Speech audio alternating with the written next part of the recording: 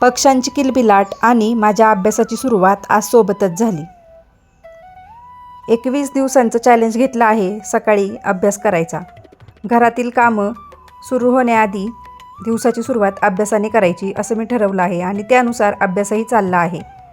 पण अभ्यास आणि व्हिडिओ हे दोन्ही काही शक्य होत नाही.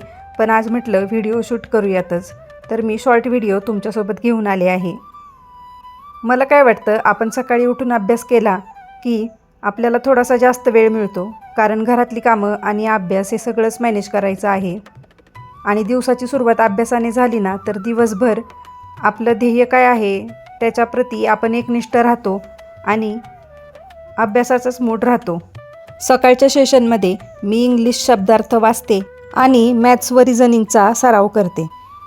सकाळची शांत वेळ असते, बाळाची मध्ये मध्ये लुडबुड नसते, त्यामुळे मला गणितं सोडवायला काहीच अडचण येत नाही. भेटूयात पुन्हा एकदा अशा नवीन व्हिडिओसोबत. तोपर्यंत मस्त राहा, छान राहा, अभ्यास करत राहा.